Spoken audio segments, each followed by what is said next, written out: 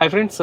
So మనం already ఇంతకుముందు walk around video అయితే చేసాము XCV9Sని. సో ఇప్పుడు మనతో ఉన్నారు సందీప్. సో సందీప్ నేను ఉంటున్న ప్లేస్లోనే ఉంటున్నారు. సో వాళ్ళ బ్రదర్ వాళ్ళ కార్ ఇది. సో ఆయన డ్రైవ్ చేస్తారు వెహికల్. సో డ్రైవ్ చేసి ఆయన ఓవరాల్ ఎక్స్పీరియన్స్ ఎలా ఉంది XCV9S గురించి అయితే షేర్ చేస్తారు. సో ఫ్రెండ్స్, ఇందాక చెప్పినట్టు ఈ వీడియోలోని మనం ఇన్ డీటెయిల్గా అసలు డ్రైవ్ రివ్యూ ఎలా ఉండబోతుంది అనేది మనం చూద్దాము. సో ఇందులోని సిట్టింగ్ కంఫర్ట్ పరంగా చాలా కంఫర్టబుల్గా ఉంది. ఈ రూమ్ అయితే మాత్రం చాలా నీ స్పేస్ అయితే మీకు కూర్చున్నప్పుడు చాలా కంఫర్టబుల్గా ఉంది. అలాగే మనకి వెంటిలేటెడ్ సీట్స్ ఉన్నది. సో వెంటిలేటెడ్ సీట్స్ 4 ప్యాసింజర్స్కి అయితే ఉంది. So front 2 passengers, back 2 passengers. ఇంకొకటి ఏంటంటే ఇది వెరీ న్యూ వెహికల్, అంటే జస్ట్ 10 days బ్యాక్ డెలివరీ అయిన vehicle.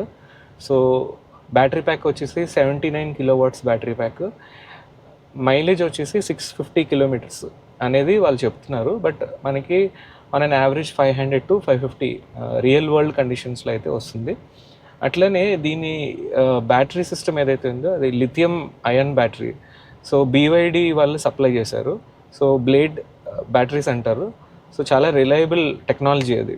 So lithium ion batteries. So BYD supply చేస్తుంది. సో ఈ బ్యాటరీ ప్యాక్ మొత్తం చాసెస్లో కిందన ఉంటుంది. సో దానివల్ల ఏంటంటే మీకు ఒక విధంగా చిన్న ఎలివేషన్ ఉన్న ఫీలింగ్ అయితే వస్తుంది. సో అలాగని సిట్టింగ్ కంఫర్ట్లోనే ఎటువంటి ప్రాబ్లం అయితే లేదు. జనరల్గా మీకు బ్యాటరీ ప్యాక్ వచ్చినప్పుడు ఫ్లోర్ మీద సో మీకు ఏమవుతుందంటే సీట్ని అడ్జస్ట్ చేయాలి కాబట్టి సో నీ రూమ్ అనేది ఎఫెక్ట్ అవ్వచ్చు, లేదంటే మీకు అండర్ థై సపోర్ట్ ఏదైతే ఉందో అది ఎఫెక్ట్ అవ్వచ్చు. సో ఇప్పుడు నేను వెహికల్లో కూర్చున్నా చాలా కంఫర్టబుల్గా ఉంది. అట్లాంటి ఎటువంటి ఇష్యూ అయితే లేదు. సో చాలా స్పేస్ అయితే ఉంది వెహికల్లోనే. అట్లానే మనం ఇప్పుడు డ్రైవ్ చేస్తున్నారు సందీప్. సో మీరు చూస్తున్నారు కదా. సో చాలా బ్యాలెన్స్డ్గా ఉంది.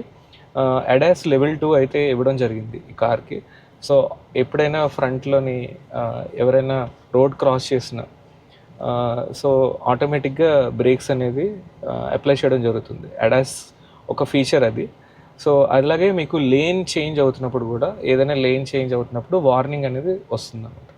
సో ఇది ADAS ఒక ఫంక్షనాలిటీ బేసిక్లీ. సో సందీప్ గారు, మీ ఎక్స్పీరియన్స్ అంటే ఇప్పుడు డ్రైవ్ చేస్తున్నారు కదా, మీకు ఎలా ఉంది? పికప్ ఎలా అనిపిస్తుంది మీకు? డ్రైవ్ చాలా స్మూత్ ఉందండి. సౌండ్ అస్సలు లేదు ఎలక్ట్రిక్ వెహికల్ అవటం వల్ల. అందులోనే మనకి lot of options are available ఇక్కడ. మనకి 360-degree కెమెరా ఉంది. So that is very helpful in bumper to bumper traffic. మన హైదరాబాద్ ట్రాఫిక్ చాలా చాలా యూస్ఫుల్ అవుతుంది అది. And at the same time మనకి 3 large screens ఉన్నాయి. మనకి lot of options are available and I can play lot of things అనమాట. So 3 12.3 inch screens ఉన్నాయి. అవును. So that is very helpful అనమాట. అవును. సో సందీప్ గారు చెప్పినట్లు ఒకటి ఏంటంటే ఇది నార్మల్ పెట్రోల్ లేదా డీజిల్ వెహికల్ మీరు యూజ్ చేసినట్లయితే సో దాని నుంచి ఈవీకి వచ్చినప్పుడు మీకు చాలా సైలెంట్ అనిపిస్తుంది. సో ఇంజిన్ నాయిస్ అనేది అస్సలు ఉండదు. సో అసలు వెళ్తున్నామా లేదా అన్న ఫీలింగ్ అయితే వస్తుంది. అంటే జనరల్గా ఇంజిన్స్ పెట్రోల్ కానీ డీజిల్ కానీ ఇంజిన్స్ మీరు యూజ్ చేసినట్లయితే మీకు తెలుస్తుంది డిఫరెన్స్. సో చాలా ప్లెజెంట్గా ఉంది. అసలు వెహికల్ సౌండ్ అయితే రావట్లేదు. ఓన్లీ టైర్స్, అది కూడా ఏదైనా స్పీడ్ బ్రేకర్స్ వచ్చినప్పుడు మాత్రం టైర్స్ యొక్క నాయిస్ అనేది అక్కడక్కడ తెలుస్తుంది. చాలా సైలెంట్గా ఉంది. ఇన్సులేషన్ కూడా చాలా బాగుంది వెహికల్లోని. సో ఎటువంటి అవుట్ సైడ్ నాయిస్ అంటే బయట ఏమైనా ఇప్పుడు వెహికల్స్ వెళ్తున్నా సరే మనకు అంత తెలియట్లేదు అనమాట. సో ఇన్సులేషన్ పరంగా కూడా చాలా బాగుంది vehicle. So auto gear, so electric vehicle అంటే మీకు తెలుసు. సో ఆటోమేటిక్గా గేర్స్ అయితే మీకు చేంజ్ అవుతూ ఉంటాయి.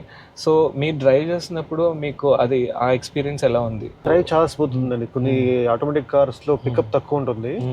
సో కొంచెం ల్యాగ్ ఉన్నట్టు అనిపిస్తుంది, కానీ దీంట్లో అలాగా ఏం లేదు.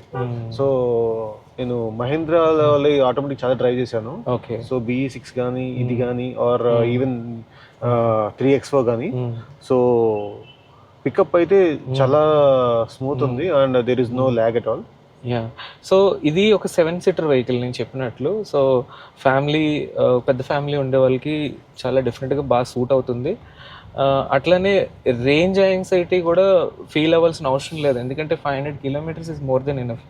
సో జనరల్గా లాంగ్ ట్రిప్స్ జర్నీ చేసే వాళ్ళకి 500 kilometres is more than F, ఎందుకంటే మధ్యలో కూడా ఛార్జింగ్ పాయింట్స్ ఉంటాయి. సో మీరు ఎక్కడైనా బ్రేక్ తీసుకొని మీరు లంచ్ చేస్తున్నప్పుడు కానీ డిన్నర్ చేసినప్పుడు కానీ సో డెఫినెట్గా మధ్యలో ఛార్జింగ్ పాయింట్స్ ఉంటాయి. సో అక్కడ మీకు మహీంద్రా డెడికేటెడ్ అప్లికేషన్ కూడా ఉంటుంది. సో మహీంద్రా డెడికేటెడ్ అప్లికేషన్లోనే మీరు వెళ్ళి ఎక్కడెక్కడ ఛార్జింగ్ పాయింట్స్ ఉన్నాయనేది మీరు ఎక్స్ప్లోర్ చేయొచ్చు. సో దానివల్ల ఏంటంటే మీకు ఆ రేంజ్ యాంగ్జైటీ, ఎందుకంటే జనరల్గా ఎలక్ట్రిక్ వెహికల్స్ కొనే వాళ్ళకి టెన్షన్ వచ్చేది, ఎందుకంటే పెట్రోల్ బంక్ అయితే మనకు తెలుసు ఓకే ఇక్కడ పెట్రోల్ బంక్ ఉంటుంది సో మనం ఫిల్ చేసుకొని వెళ్ళొచ్చు అని. అలా ఎలక్ట్రిక్ వెహికల్స్కి వచ్చేసరికి ఫస్ట్ మన థాట్ వచ్చేది ఏంటంటే అంత రేంజ్ మనకి మధ్యలో ఆగిపోతుందా వెహికల్, ఎక్కడ ఛార్జింగ్ పెట్టుకోవాలి. సో హోమ్ ఛార్జెస్ ఉండే వాళ్ళకి డెఫినెట్గా electric vehicles 100% suggestable. So gated కమ్యూనిటీస్లో ఉండే వాళ్ళకి కూడా చాలా వరకు ఈ మధ్య ఈవీ ఛార్జింగ్ పాయింట్స్ అనేది ఇస్తున్నారు. సో దానివల్ల కూడా చాలా బెనిఫిట్ అయితే అవుతుంది. సో గోయింగ్ ఫార్వర్డ్ ఇప్పుడు రీసెంట్గా నేను వీడియోస్లో చెప్పాను, నరేంద్ర మోడీ వచ్చి చెప్పారు ఈవీ వెహికల్స్ కొనండి అని. సో గోయింగ్ ఫార్వర్డ్ నెక్స్ట్ 3 yearsలో ఈ సేల్స్ అయితే పెరగబోతున్నాయి. సో డెఫినెట్గా ఈవీ అడాప్షన్ అనేది 100% ఇంకా పెరగబోతుంది. సో రేంజ్ యాంగ్జైటీ గురించి వరి అవ్వాల్సిన అవసరం లేదు, ఎందుకంటే పెట్రోల్ బంక్స్లో కూడా ఈవీ సెటప్స్ అనేవి ఈవీ ఛార్జింగ్స్ చెప్పండి. ఈవెన్ మేము కూడా just decision to buy this car because of the mileage only.